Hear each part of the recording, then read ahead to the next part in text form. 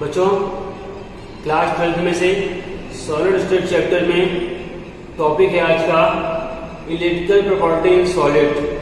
ठोसों में वैद्युत गुण, ठोसों में किस तरह से इलेक्ट्रिक सप्लाई होती है, इलेक्ट्रिक फ्लो होती है, और कौन से ऐसे ठोस हैं जिनमें से इलेक्ट्रिक सप्लाई होती है, इलेक्ट्रिक फ्लो होती है, और कौन से ऐसे ठोस हैं जिनमें से इलेक्ट्रिक सप्लाई नहीं होती है। आइए हम जानते हैं इस वीडियो में कि ऐसे कौन से पदार्थ हैं, सब्सटेंस हैं या सॉलिड हैं जिनमें से इलेक्ट्रिक सप्लाई होती है, अगर होती है तो क्यों होती है और कैसे होती है, इसकी जानकारी देंगे। देखो बेटा, सबसे पहले बता दूं मैं आपको, कुछ ऐसे सब्सटेंस होते हैं, ऐसे मैं कह सकते हैं एलिमेंट होते हैं जिनमें से फ्री इलेक्ट्रॉन होते हैं, और जिन एलिमेंट्स में, मेटल्स में या दूसरे सब्सटेंस में फ्री इलेक्ट्रॉन होते हैं उनमें से इलेक्ट्रिक सप्लाई होती है, इलेक्ट्रिक फ्लो होती है। और कुछ ऐसे सब्सटेंस होते हैं जिनमें से इलेक्ट्रॉन, फ्री इलेक्ट्रॉन्स नहीं होते हैं, उनमें से इलेक्ट्रिक सप्लाई नहीं होती है। क्लियर? आइए हम इस मेथड समझते हैं। देखो बेटा, इसको डिवाइड किया गया है, इसको डिवाइड किया गया 3 टाइप्स में डिवाइड करके बताते हैं कि कौन कौन से ऐसे सब्सटेंस हैं, उनको क्या कहते हैं, जहां से मेटल सप्लाई होती है, इलेक्ट्रिक सप्लाई होती है। तो सबसे पहले बात करेंगे हम यहाँ पर कंडक्टर की बात करते हैं बेटा। कंडक्टर,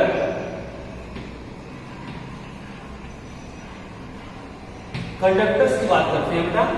इसको हिंदी में बोलते हैं चालक, हिंदी में बोलते हैं बेटा इसको चालक की बात करते हैं। तो चालक कौन से सब्सटेंस होते हैं, कंडक्टर कौन से सब्सटेंस होते हैं, क्या उनमें इलेक्ट्रिक सप्लाई होती है या नहीं होती है, क्या होती है। दो सब्सटेंस या दो solid in which flow the electricity, ऐसे सॉलिड जिनमें से इलेक्ट्रिक सप्लाई होती है उन्हें हम चालक कहते हैं, कंडक्टर कहते हैं बेटा।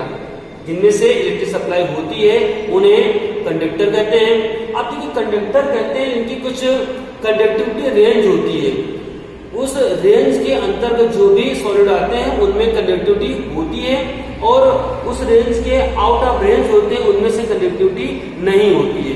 तो इनमें से बेटा कंडक्टिविटी रेंज क्या होती है, कंडक्टिविटी रेंज बेटा होती है 10 पावर 4 to 10 पावर 7, ये इनकी कंडक्टिविटी रेंज होती है।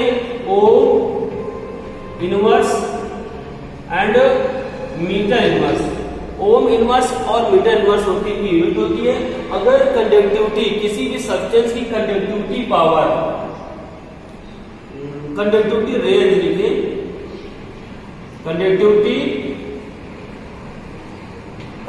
रेंज कितनी होती है, 10 पावर 4 से 10 पावर 7 होती है, उनमें से इलेक्ट्रिक सप्लाई होती है। ऐसे सब्सटेंस जिनकी कंडक्टिविटी 10 पावर 4 से 10 पावर 7 के बीच में होती है उनमें कंडक्टिविटी पावर होती है। और बेटा जो यहाँ पर मेटल ऐसे हैं, मेटल जिनकी कंडक्टिविटी होती है बेटा, उनकी कंडक्टिविटी 10 पावर 7 ओम्स इनवर्स और metre inverse according this values according to the NCERT book. तो जो बेटा मेटल्स होते हैं, मेटल की कंडक्टिविटी जो पावर होती है, रेंज होती है 10 पावर 7 होती है, और जो 10 पावर 7 होती है तो इसलिए इनमें इनको good conductor of the electricity बोला गया है। ये good conductor of the electricity metals होते हैं। मेटल में इलेक्ट्रिक सप्लाई आसानी से होती है, बहुत तेजी से होती है, इसलिए इनको बोलते हैं good conductor of the electricity. According to definition देखें अगर इनको हम कंडक्टर्स की, the solid in which have the conductivity in the conductivity range in the 10 power 7 to 10 power 4 to 10 power 7 ohm metre inverse is called the conductors. इसके example की बेटा बात करते हैं, तो जितने भी एग्जांपल्स इसमें होंगे वो जैसे कि all metals, examples all metals, जितने भी मेटल बेटा होते हैं वो सभी कैसे होते हैं, जितने मेटल होते हैं वो सभी कैसे होते हैं बेटा, कंडक्टर्स होते हैं, कंडक्टिविटी फ्लो करते हैं। जैसे कि sodium, magnesium, aluminium, copper, gold, silver etcetera. बेटा जितने भी मेटल्स होते हैं इनमें से फ्री इलेक्ट्रॉन होते हैं, और फ्री इलेक्ट्रॉन होने के कारण इनमें से इलेक्ट्रिक सप्लाई आसानी से होती है। It is called the conductors या चालक। क्लियर बेटा। इसके बाद दूसरा पॉइंट आता है इसमें से इंसुलेटर।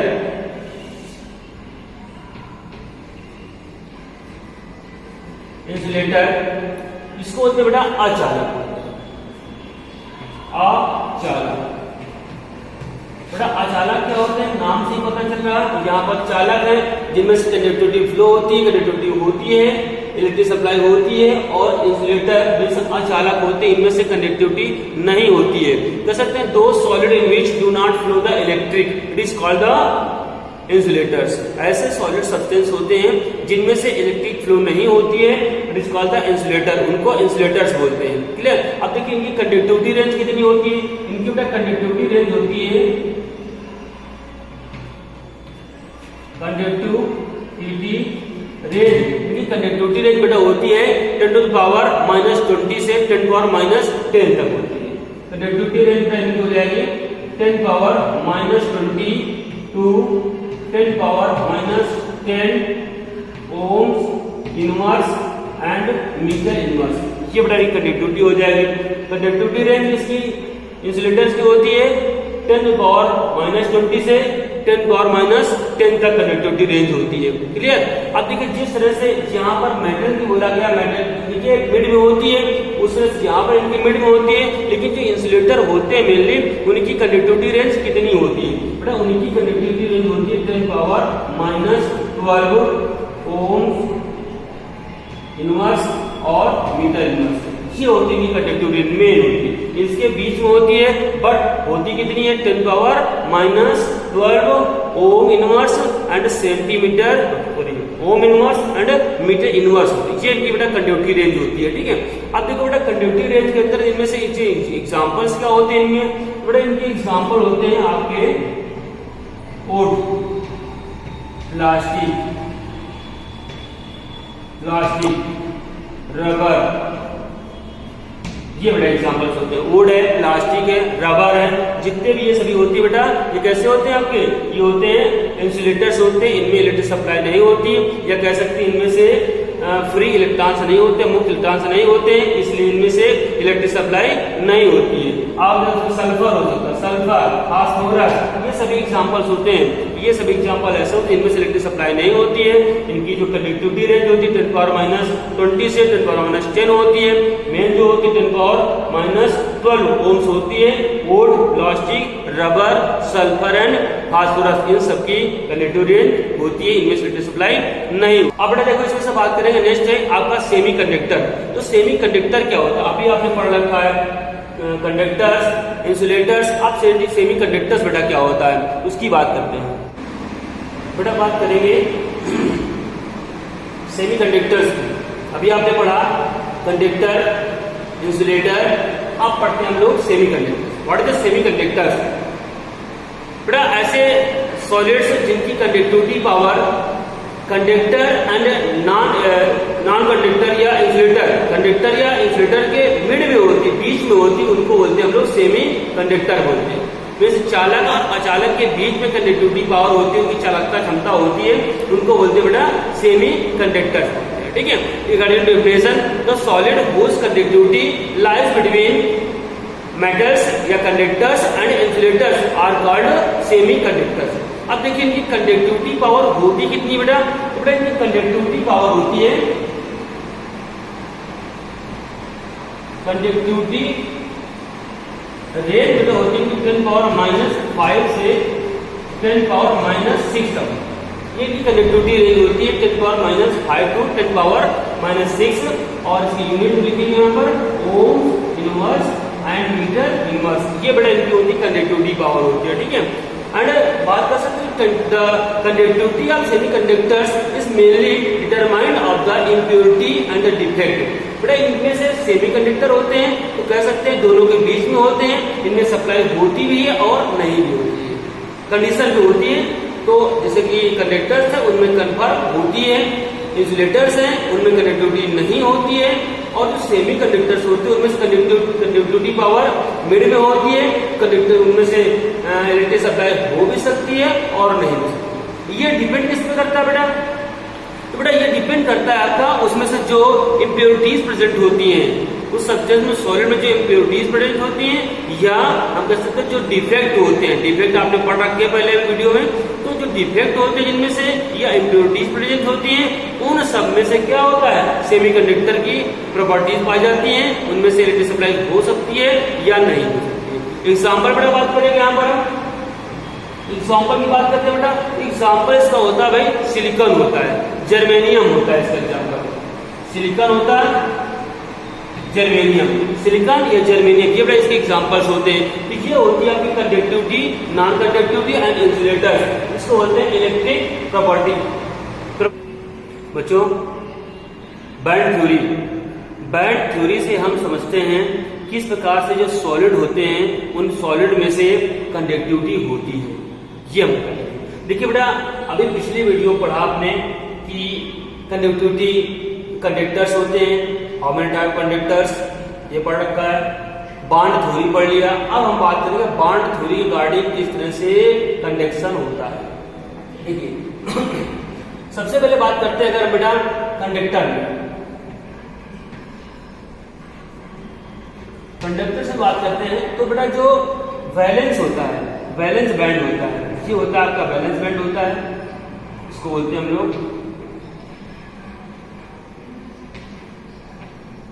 Valence band. और इसके जस्ट ऊपर होता है बेटा ये कंडक्शन बैंड होता है, ये होता है आपका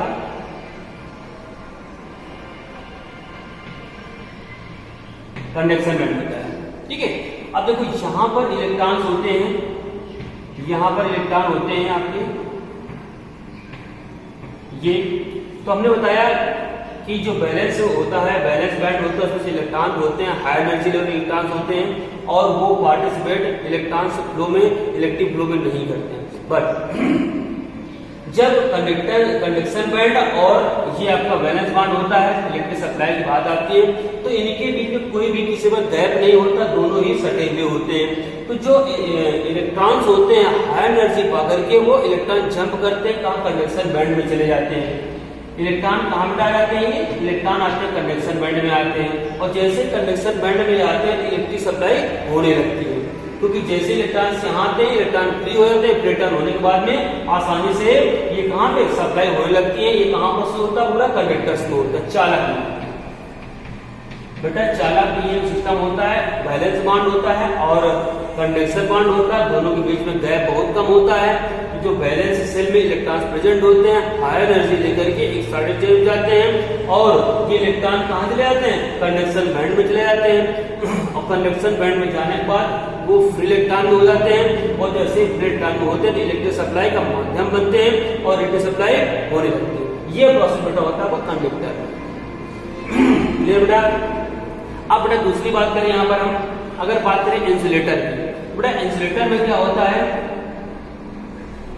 ये होता है आपका और ये होता है बैंड, दो बैंड बेटा हमने बनाया, ठीक है। एक बैंड बेटा हमने बनाया आपका बेटा, एक बैंड ये बैंड आपका है, ये बेटा बैंड है आपका वैलेंस बैंड है, और यहां से बेटा ये क्या है, ये आपका है कंडक्टेंस बैंड है। अब देखिए इंसुलेटर में हमने बताया कि इलेक्ट्रिक सप्लाई नहीं होती है, तो देखो ये यहां पर दोनों बैंड के बीच में एक गैप है, ये गैप बेटा है, ये गैप है, इसको बोलते हैं एनर्जी गैप, एनर्जी गैप। तो जो बेटा एनर्जी गैप है, अब इलेक्ट्रॉन प्रेजेंट होते हैं बेटा, यहां पर इलेक्ट्रॉन प्रेजेंट होते हैं, इलेक्ट्रॉन बैलेंस में प्रेजेंट होते हैं, तो इन इलेक्ट्रॉनों को जब एक्स्ट्रा एनर्जी लेते हैं और एक्साइट होते हैं तो ये इसमें से कंडक्शन बैंड में नहीं जा पाते इलेक्ट्रॉन, और जब कंडक्शन बैंड में नहीं जा पाते हैं तो इलेक्ट्रिक सप्लाई नहीं कर पाते। उसका रीजन क्या होता है बेटा, ये उसका रीजन होता है एनर्जी गैप। इस अधिक एनर्जी गैप के कारण इलेक्ट्रॉन यहां से जंप करके यहां पर नहीं आ पाते हैं तो इलेक्ट्रिक सप्लाई नहीं हो पाती, इसको बोलते हैं इंसुलेटर। इंसुलेटर में इलेक्ट्रिक सप्लाई नहीं होती, क्यों नहीं होती, रीजन ने बताया उसमें से एनर्जी गैप ज्यादा होने के कारण इलेक्ट्रॉन बैलेंस सेल से एक्साइटेड होकर के कंडक्शन बैंड में नहीं जा पाते हैं, कंडक्शन बैंड में नहीं जा पाते, इसलिए वहां से इलेक्ट्रिक सप्लाई नहीं हो पाती है। ठीक बेटा, ये बात हुई। अब देखिए ये एनर्जी लेवल यहां होती है ऐसे, और ये अब देखो बेटा इसमें से बात करें, अगर हम दूसरे टॉपिक बात करते हैं सेमी कंडक्टर की बात करते हैं, तो तो सेमीकंडक्टर बेटा क्या होता है? अब सेमीकंडक्टर में बात करें तो यहाँ सेमीकंडक्टर में होता क्या है भाई बेटा?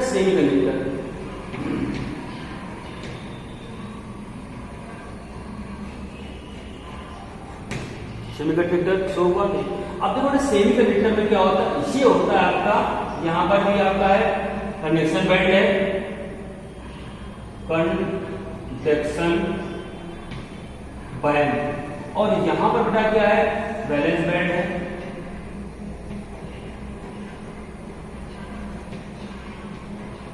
Conduction band and valence band. अब देखो बेटा कंडक्शन बैंड और वैलेंस बैंड के बीच जो एनर्जी गैप है इसको बोलते हैं एनर्जी गैप।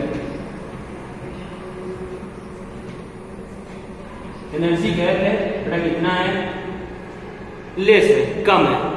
इंसुलेटर के अपेक्षा सेमीकंडक्टर में एनर्जी गैप बेटा कम होता है, तो इलेक्ट्रॉन वैलेंस शेल से हाई एनर्जी लेकर के जंप करके कंडक्शन, कुछ इलेक्ट्रॉन सारे टन कुछ इलेक्ट्रॉन कंडक्शन बैंड में चले जाते हैं। जब कंडक्शन बैंड चले जाते हैं तो ये भी इलेक्ट्रिक सप्लाई होती इसमें से, तो ऑलरेडी नहीं होती, परमानेंटली नहीं होती, बट जब कुछ इलेक्ट्रॉन्स पहुंचते हैं यहाँ पर तब इसमें से इलेक्ट्रिक सप्लाई होती है। तो इस तरह से हम ये समझ सकते हैं कंडक्टर्स में एनर्जी गैप न होने के कारण इलेक्ट्रॉन वैलेंस शेल से एक्साइटेड होकर के कंडक्शन बांड में चले जाते हैं, और कंडक्शन बांड में जैसे जाते हैं इलेक्ट्रॉन फ्री हो जाते हैं। इलेक्ट्रॉन होने के कारण एनर्जी का फ्लो करते हैं, वहां पर एनर्जी फ्लो में, इलेक्ट्रिकली फ्लो में पार्टिसिपेट होते हैं। यहाँ पर बेटा इंसुलेटर में क्या होता है? इंसुलेटर में इलेक्ट्रिक सप्लाई नहीं होती, उसका रीजन होता है gap, energy gap. Valence band और कंडक्शन बैंड में एनर्जी गैप होता है, उस एनर्जी गैप के कारण इलेक्ट्रॉन यहाँ से एक्साइटेड होकर के इस कंडक्शन बैंड में नहीं जा पाते हैं। जब नहीं जा पाते तो इलेक्ट्रिक सप्लाई नहीं होती है। क्लियर? सेमीकंडक्टर बेटा क्या होता है? सेमीकंडक्टर में एनर्जी गैप कम होता है, जिससे वैलेंस बैंड से इलेक्ट्रॉन एक्साइटेड होकर के कुछ इलेक्ट्रॉन कंडक्शन बैंड में चले जाते हैं, और जैसे कंडक्शन बैंड में जाते हैं तो वहां पर इलेक्ट्रिक सप्लाई होने लगती है। लेकिन कुछ ही इलेक्ट्रॉन जाते हैं, परमानेंटली नहीं होता, कभी सप्लाई नहीं होती और कभी होती है। क्लियर? इसके एग्जांपल में मैंने बताया था आपको मेटल्स होते हैं, मेटल्स होते हैं बेटा इसमें से, जैसे कि sodium, potassium, magnesium, aluminium, silver, gold, Medici etcetera, ये होते हैं। और यहाँ पर बेटा कौन से होते हैं? यहाँ पर होता है आपका एग्जाम्पल हो जाएंगे, वुड हो जाएगा, लकड़ी होती है, प्लास्टिक होती है, रबर होती है, सल्फर होता है, फास्फोरस, ये सभी एग्जाम्पल बेटा होते हैं जिनमें से इंसुलेटर की तरह बिहेव करते हैं। और सेमीकंडक्टर्स बेटा क्या होता है? ये आपके सिलिकॉन हो सकते हैं और जर्मेनियम, सिलिकॉन है, जर्मेनियम है, ये सभी कैसे होते हैं? ये सेमीकंडक्टर तरह होते हैं, ये सेमीकंडक्टर तरह बिहेव करते हैं। क्लियर बेटा? तो ये था आपका electrical conductivity in the solid state. वहां पर हमने बताया बॉन्ड थ्योरी बताई आपको, तो किस तरह से बॉन्ड थ्योरी कार्डिंग हमने समझाया आपको कि इलेक्ट्रॉन ट्रांसफर होते हैं और इलेक्ट्रिक सप्लाई में पार्टिसिपेट होते हैं। ये वीडियो बच्चों आज का टॉपिक है आपका magnetic property in the solid. तो चुंबकत्व का गुण जो ठोसों में होता है वो किस प्रकार से होता है? देखिए बेटा, कोई भी सॉलिड सब्सटेंस हो, कोई भी एटम्स होता है, उसमें से कुछ न कुछ तो मैग्नेटिक प्रॉपर्टी पाई जाती है, कुछ न कुछ उसमें से मैग्नेटिक प्रॉपर्टी होती है, पाई जाती है। और वो मैग्नेटिक प्रॉपर्टीज किसके कारण होती है, किस कारण से होती है और क्यों होती है, इसकी बात देखते हैं। देखो बेटा, कोई भी एटम्स है, परमाणु है, उसमें से इलेक्ट्रॉन होते हैं, और इलेक्ट्रॉन में से टू टाइप्स के मोशन होते हैं। इलेक्ट्रॉन में मोशन टू टाइप्स के होते हैं। मोशन कौन कौन से होते हैं? एक तो इलेक्ट्रॉन होता है अराउंड द न्यूक्लियस मूव होता रहता है। इस तरह देखिए, ये न्यूक्लियस है, न्यूक्लियस में पॉजिटिव चार्ज है, और इलेक्ट्रॉन इस तरह से बेटा मूव हो रहा है। क्लियर? इलेक्ट्रॉन होता है न्यूक्लियस के चारों ओर मूव होता रहता है, ये आपका इलेक्ट्रॉन है, ठीक है, और ये आपका है nucleus. Nucleus electrons, around the nucleus electrons move होता रहता है, और मूव होने के कारण यहां पर ओरिजिनेट होता है मैग्नेटिक मोमेंटम।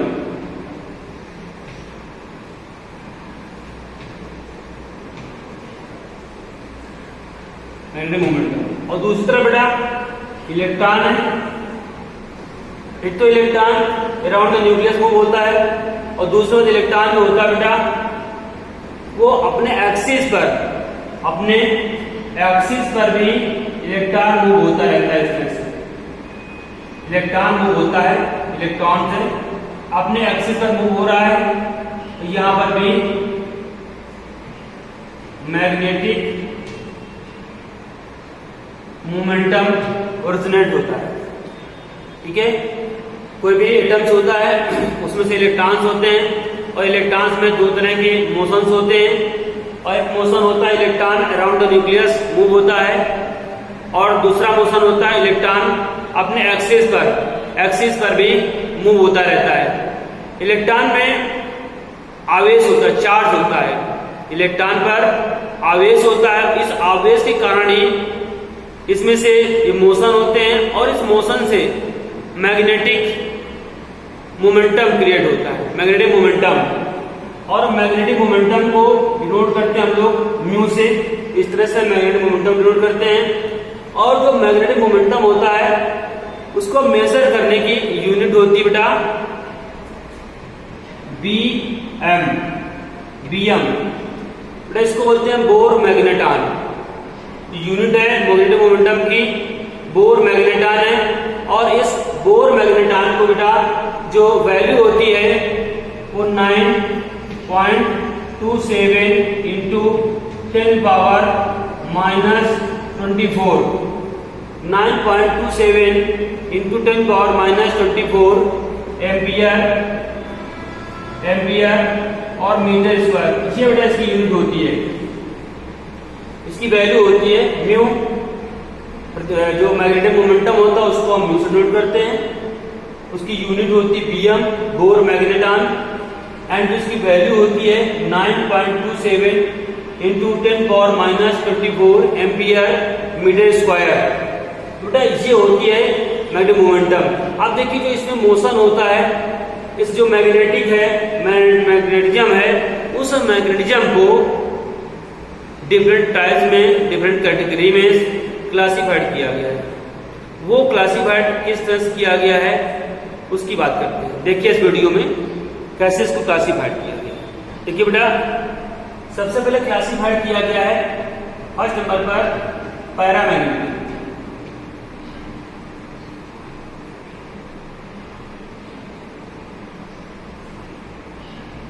पैरामैग्नेटिक बेटा what is the paramagnetic?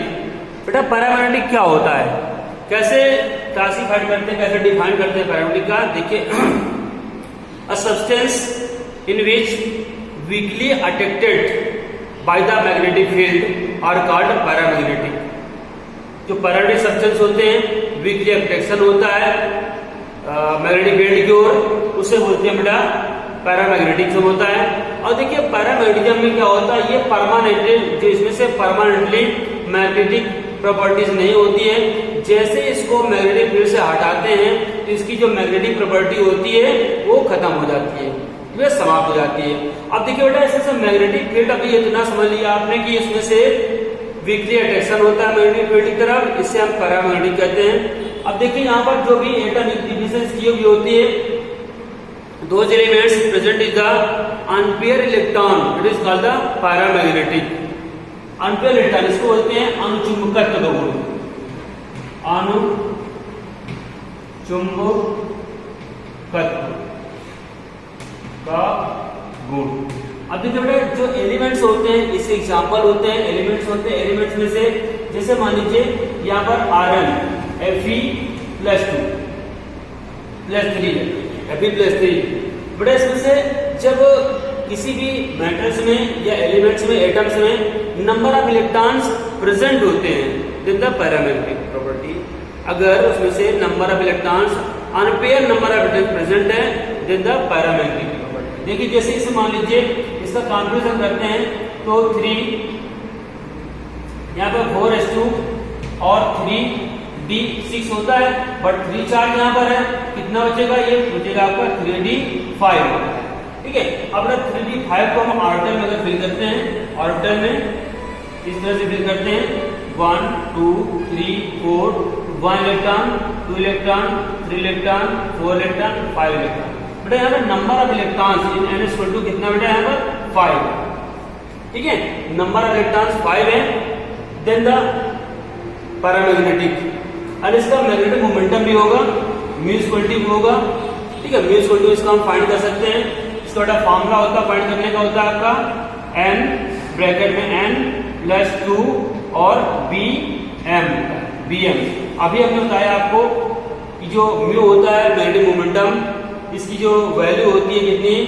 9.27 into 10⁻24 ampere metre square. और यहाँ पर n equal to number of electrons हैं, इसको फिल करके यहाँ से फाइंड कर सकते हैं, तो 5.9 इसका आंसर आएगा। इस तरह से इसमें मैग्नेटिक प्रॉपर्टी होती है। दूसरा एग्जांपल इसमें जैसे मान लीजिए Cu+2 है, Cu+2 Mn+2 है। ये सभी एग्जांपल से इनमें से मैग्नेटिक प्रॉपर्टी कौन से? पैरामैग्नेटियम प्रॉपर्टीज होती है। क्लियर ना? Weekly attraction of the magnetic field, presence of the unpaired electron and magnetic field से हटा लेने पर इसका चुंबकत्व गुण जो मैग्नेटिक प्रॉपर्टी वो खत्म हो जाती है, समाप्त हो जाती है।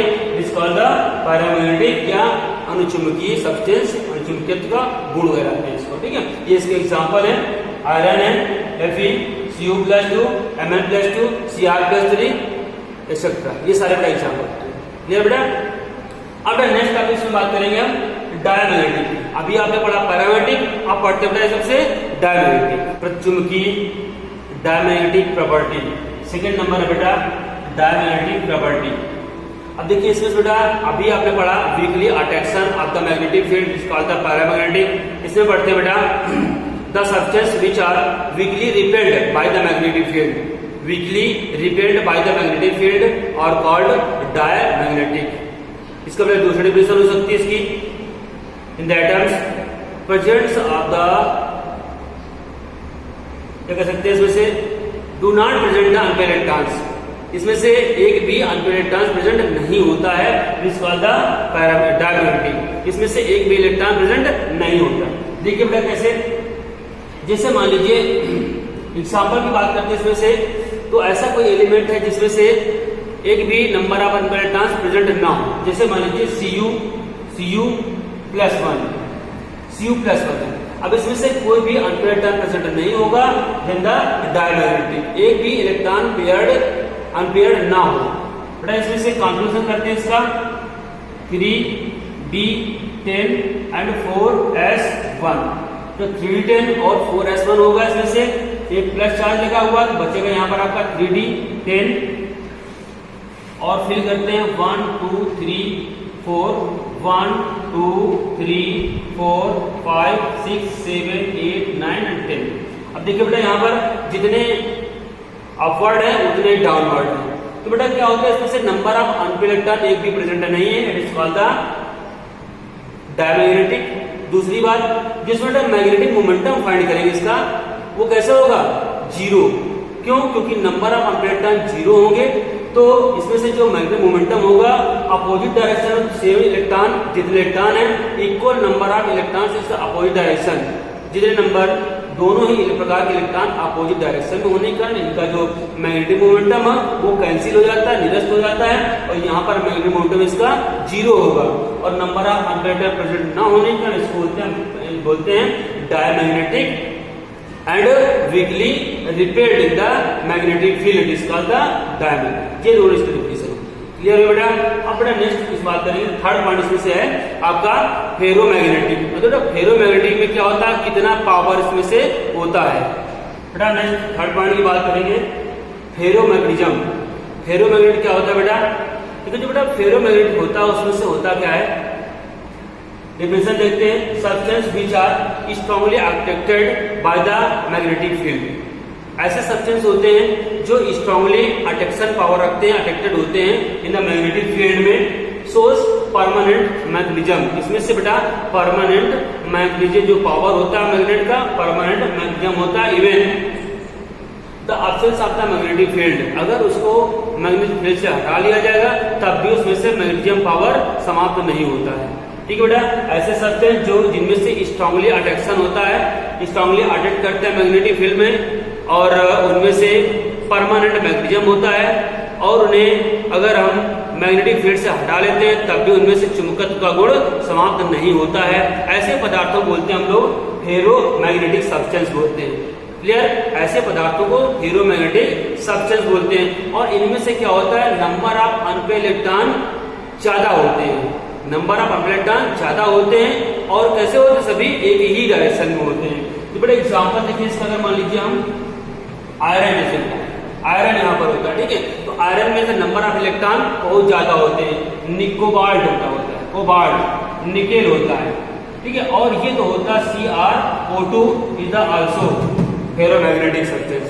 CrO2 एक बहुत ही फेरोमैग्नेटिक सब्सटेंस प्रॉपर्टी पाई जाती है इसमें से। अब देखिए हमने बताया इसमें आपको नंबर ऑफ अनपेयर्ड इलेक्ट्रॉन का मैक्सिमम।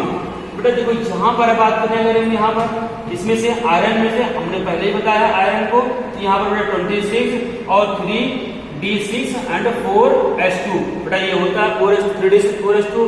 अब देखो इसमें से नंबर ऑफ इलेक्ट्रॉन फाइंड करेगा तो यहाँ पर भी नंबर इलेक्ट्रॉन 4 होंगे।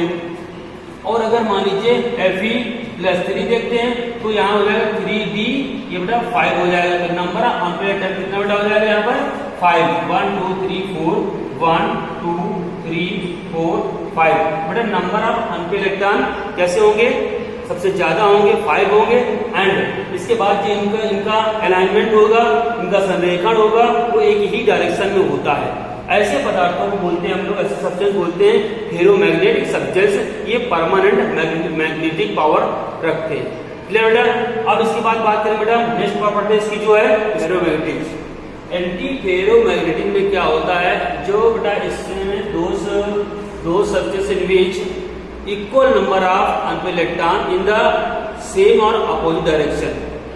ऐसे सब्सटेंस होते हैं जिनमें से मैक्सिमम अनपेयर्ड इलेक्ट्रॉन्स हो और इसके बाद में जितने भी इलेक्ट्रॉन हो वो सेम नंबर में, बराबर नंबर में एक दूसरे के अपोजिट डायरेक्शन में हो, ऐसे सब्सटेंस बोलते हैं एंटी फेरोमैग्नेटिज्म बोलते हैं। ठीक है बेटा, एंटी फेरोमैग्नेटिज्म। जैसे मान लीजिए एग्जांपल के थ्रू बता दूं मैं आपको, जैसे इस तरह से है, मान लीजिए एक इलेक्ट्रॉन अपवर्ड है दूसरा डाउनवर्ड, एक इलेक्ट्रॉन अपवर्ड है दूसरा डाउनवर्ड है, अपवर्ड है और डाउनवर्ड। देखिए इस तरह से जितने नंबर ऑफ अनपेयर्ड इलेक्ट्रॉन हो वो सभी कैसे हो, इक्वल नंबर में हो, या तो जितने ऊपर हो उतने ही नीचे की ओर होते हैं। ऐसे सब्सटेंस को बोलते हैं हम लोग एंटी फेरोमैग्नेटिज्म बोलते हैं। एग्जांपल देखो दिखा गया, एग्जांपल लिखे हुए बेटा यहाँ पर एग्जांपल को देखते हैं। अगर मान लीजिए Fe एक है, Fe की यहाँ पर वैलेंसी कितनी बेटा, इसकी वैलेंसी हो जाएगी यहाँ पर 3 होगी, ठीक है। अब देखो यहाँ पर 3d5 होगा, maximum number of unpaired electron present होंगे। देखिए यहाँ पर 5 अनपेयर्ड इलेक्ट्रॉन प्रेजेंट है, ये 1 इलेक्ट्रॉन इस तरह से ऐसा 1 इलेक्ट्रॉन अपवर्ड डाउनवर्ड, इस तरह से इलेक्ट्रॉन जो प्रेजेंट होते हैं तो उनको बोलते हैं बेटा, क्या बोलते हैं उनको, हम उनको बोलते हैं एंटी फेरोमैग्नेटिक बोलते हैं। Clear, anti ferromagnetic. और दूसरा वाला देख ले, यहाँ से एक ये हो गया, इसका सेकंड वाला पार्ट होगा इसका, उसमें भी कंडीशन होगी 1 2 3 4। देखिए यहाँ अपवर्ड था तो डाउनवर्ड, अपवर्ड डाउनवर्ड। अब देखो भाई इस पूरे कंपाउंड में से number of unpaired electron check करना, और नंबर ऑफ अनपेयर्ड जितने भी हो एक दूसरे से अपोजिट डायरेक्शन में, सेम नंबर है अपोजिट डायरेक्शन में हो। या देखिए अपवर्ड डाउनवर्ड